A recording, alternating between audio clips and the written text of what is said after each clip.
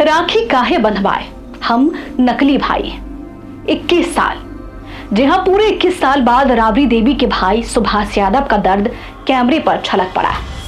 वो सुभाष यादव जिन्हें कभी लालू राबड़ी शासनकाल में सत्ता का सबसे ताकतवर चेहरा माना जाता था, और आज वही कह रहे हैं कि असली भाई लोग काम कर रहा है, हम लोग तो नकली भाई हैं। और ये इशारा सीधा सीधा राबड़ी देवी के मुंह बोले भाई सुनील सिंह की तरफ था। लेकिन सवाल यह है कि क्या ये सिर्फ एक भाई का दर्द है, या फिर लालू परिवार के भीतर छिपे उस अध्याय की कहानी जिसे राजनीति की धूल ने 2 दशक से ढक कर रखा था। और हैरानी की बात यह है कि यह सब ऐसे वक्त हो रहा है जब लालू परिवार पहले से ही एक के बाद एक विवादों में घिरा हुआ है, चुनौतियों का सामना करना पड़ रहा है उन्हें। पहले आवास विवाद, लैंड फॉर जॉब केस, और अब जन्मदिन समारोह में कंगन को लेकर नई बहस। तो आखिर लालू परिवार के आसपास चल क्या रहा है, आइए समझते हैं पूरी कहानी विस्तार से इस रिपोर्ट में। नमस्कार, मैं हूं शालिनी सिंह और आप देख रहे हैं क्यूरियस शालिनी। 21 जून 2026 आरजेडी सुप्रीमो लालू प्रसाद यादव का जन्मदिन। पटना स्थित राबड़ी आवास में जश्न का माहौल था। नेता थे, कार्यकर्ता थे और भोजपुरी कलाकार भी थे। गाना बजाना था। लेकिन इसी जश्न के बीच 2 ऐसी घटनाएं हुई जिसने पूरी कहानी का रुख बदल कर रख दिया। पहली घटना, 21 साल बाद राबड़ी देवी के भाई सुभाष यादव भावुक नजर आए, और दूसरी घटना ये रही कि लालू प्रसाद यादव के जन्मदिन के अवसर पर मंच पर भोजपुरी गायक छोटू झलिया को राबड़ी देवी के द्वारा दिए गया कथित हीरो का कंगन। एक तरफ रिश्तों का दर्द तो दूसरी तरफ उपहार को लेकर विवाद, और यहीं से शुरू होती है इस कहानी की असली परत। एक समय था जब बिहार की राजनीति में साधु यादव और सुभाष यादव का नाम बेहद प्रभावशाली माना जाता था। लालू प्रसाद यादव और राबड़ी देवी जब सत्ता में थे तब अक्सर आरोप लगते थे कि दोनों सालों का प्रभाव सरकार तक दिखाई देता है। विरोधियों ने इसे तो समांतर सत्ता तक कह दिया। फिर आया 2005 का वो मंजर। आरजेडी सत्ता से बाहर हुई। राजनीतिक गलियारों में चर्चा शुरू हुई कि परिवार और रिश्तेदारों की बढ़ती दखलंदाजी ने पार्टी को नुकसान पहुंचाया। सीधे सीधे इल्जाम लगाए गए साधु यादव और उनके भाई पर, जिसके बाद उन्हें लालू परिवार की तरफ से नजरअंदाज किए जाने लगा।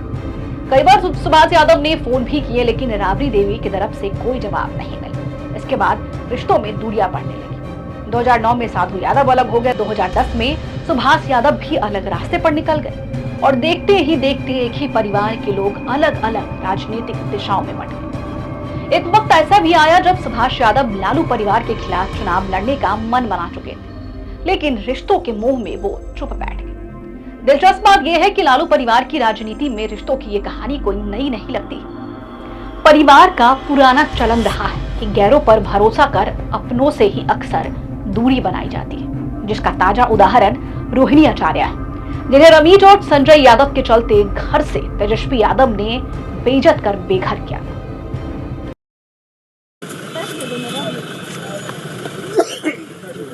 इतना मार्मिक पोस्ट और आज इस तरह का पिताजी को छोड़ने तक की बात कर दी आपने, क्या हुआ? नहीं, मेरा कोई परिवार नहीं है। अब ये जाकर के आप संजय, रमीज, तेजस्वी यादव से पूछिए, मेरा कोई परिवार नहीं है। वही लोग निकाला है हमको परिवार से, क्योंकि रिस्पॉन्सिबिलिटी लेना नहीं है उनको। पूरा दुनिया बोल रहा है जो चाणक्य बनेगा, तो चाणक्य से आप सवाल पूछिएगा। जब कार्यकर्ता चाणक्य से सवाल कर रहा है, पूरा देश दुनिया सवाल कर रहा है कि पार्टी का ये ऐसा हाल क्यों हुआ। अब जब संजय और रमीज इन लोग का नाम लीजिए तो आपको घर से निकाल दिया जाएगा, आपको बदनाम किया जाएगा, आपको गाली दिलवाया जाएगा, आपके ऊपर चप्पल उठा करके मारा जाएगा। दीदी तेज प्रताप जी भी दीदी उनके साथ भी गलत हुआ दीदी।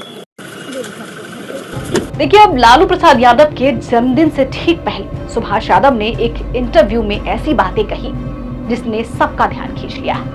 उन्होंने कहा कि राबड़ी देवी और लालू यादव को उन्होंने कई बार फोन किया, लेकिन जवाब नहीं मिला। उन्होंने दावा किया कि 2003 के बाद उन्होंने राबड़ी देवी से राखी बंधवाना छोड़ दिया। यहाँ तक कि जब लालू यादव ने खुद उन्हें फोन कर बुलाने की कोशिश की तब वो नहीं गए। लालू जी के बीच में फोन भी आया था, जाओ मिलो। अच्छा, लालू जी ने बीच में फोन किया था? हाँ, मार्च में। हाँ। चुनाव का टाइम में फोन किए थे राज्यसभा का, हम नहीं गए। तो भाई जाते रिश्ते सुधर जाते, आरजेडी में वापसी हो जाती भाई, कुछ भी है तो कैडर वाली पार्टी है। कौनो पार्टी रहे, हम पार्टी से चलते हैं। लालू जी के बीच में फोन भी आया था, जाओ मिलो। और सबसे ज्यादा चर्चा उस बयान की हुई जब उन्होंने खुद को नकली भाई बताया। क्या याद है, भाई तो बनिए गया है, बहुत भाई बन गया है। अपना देखिए, आप इमोशनल हो रहे हैं। भाई तो आप भी है ना, दीदी राखी बांध। असली भाई लोग तो आई है ना, देखिए ना असली भाई लोग काम कर रहा है, हम लोग तो नकली में है। चेहरा से याद तो सबको आता होगा, उन लोगों को नहीं आता होगा। ये जो उनकी आवाज में नाराजगी थी, लेकिन दर्द उससे कहीं ज्यादा था। हालांकि उन्होंने ये भी कहा है कि आज भी वो लालू यादव की चिंता करते हैं और उनके करीबी लोगों से फोन कर वो उनकी तबीयत का हालचाल भी लेते रहते हैं, लेकिन मिलने नहीं जाते। यानी कि रिश्ते टूटे हैं, लेकिन भावनाएं पूरी तरीके से खत्म नहीं हुई। एक तरफ ये इंटरव्यू सोशल मीडिया पर वायरल होने लगा और उसी दौरान राबड़ी आवास में जन्मदिन का समारोह चल रहा था। भोजपुरी गायक छोटू छलिया मंच पर प्रस्तुति दे रहे थे और वो गाते गाते राबड़ी देवी के पास पहुंचे और कुछ ही देर बाद राबड़ी देवी ने अपने हाथ से कंगन उतार कर उन्हें दे दिया। बस यही से सोशल मीडिया पर नई बहस शुरू हो गई। कार्यक्रम के बाद छोटू छलिया मीडिया के सामने आए और उन्होंने कंगन दिखाते हुए कहा कि लोग पूछते हैं कि मैं हमेशा राबड़ी देवी के यहाँ ही क्यों आता हूँ, तो मैं आपको बता दूं कि मैं इसलिए आता हूँ क्योंकि ये मेरा परिवार है, ये मेरा दूसरा घर है। और उन्होंने राबड़ी देवी को अपनी मां बताया और कहा कि उन्हें पहले भी सोने के चेन और अंगूठी मिल चुके और अब कंगन की चर्चा तेज हो गई। कंगन देखते ही लोगों ने कहा कि ये कंगन हीरे का है। सोशल मीडिया पर लोग दावा करने लगे कि हीरे का कंगन है और कुछ लोगों ने ये भी कहा कि जनता के पैसे लूट कर ये कंगन लोगों को बांट रहे हैं, तो इन्हें क्या ही फर्क पड़ेगा। लेकिन कहानी में एक नया मोड़ तब आया जब राबड़ी देवी के मुंह बोले भाई सुनील ने ये दावा कर दिया कि वो कंगन हीरे का नहीं था। उनका कहना था कि राबड़ी देवी हीरे के कंगन पहनती ही नहीं। यानी अब सवाल ये नहीं था कि कंगन दिया गया या नहीं, कंगन हीरे का था या नहीं, सवाल ये था कि आखिर वो कंगन हीरे का होकर भी क्यों झूठ बोला गया। और देखते ही देखते इस सवाल के बाद एक जन्मदिन समारोह राजनीति बहस का हिस्सा बन गया। एक तरफ भाई का दर्द छलका और दूसरी तरफ कंगन विवाद।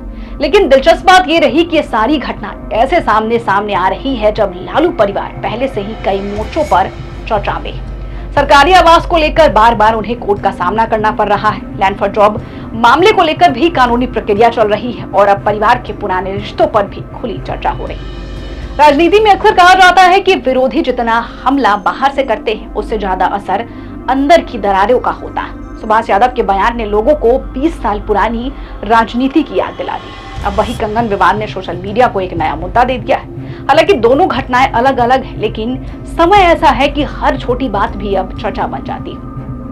आम लोगों के लिए ये कहानी सिर्फ एक राजनीतिक परिवार का हिस्सा है, लेकिन ये उस परिवार का हिस्सा है जो कभी सत्ता में सबसे ज्यादा मजबूत था। ये सत्ता, रिश्तों और समय के बदलते समीकरणों की कहानी भी है। कभी जो लोग एक साथ सत्ता के केंद्र में थे, आज उनके बीच 21 साल की दूरी है और यही वजह है कि सुभाष यादव एक बयान राजनीतिक खबर से ज्यादा भावनात्मक कहानी बन गई। राबड़ी आवास में जन्मदिन का जश्न खत्म हो चुका है, गीत संगीत रुक चुका है, मेहमान लौट गए हैं, लेकिन दो बातें बिहार की राजनीति में गूंजती रह गई। पहली, हम नकली भाई हैं, और दूसरी कि वो कंगन आखिर क्या था। एक बयान ने 21 साल पुराने रिश्तों की दरार को फिर से सामने ला दिया, लेकिन अब उपहार के वजह से सोशल मीडिया पर लोग तरह तरह के बयानबाजी कर रहे हैं। कुछ लोगों ने तो यहाँ तक कह दिया है कि ये लोग अगर हीरे, सोने, चांदी के कंगन भी किसी को दे दे तो इन्हें क्या फर्क पड़ेगा, क्योंकि इन्होंने जनता के पैसों को लूट कर अपना खजाना भर दिया। फिलहाल इस खबर में इतना ही, लेकिन आपकी क्या राय है हमें कमेंट बॉक्स में लिखकर जरूर बताएं। बने रहे हमारे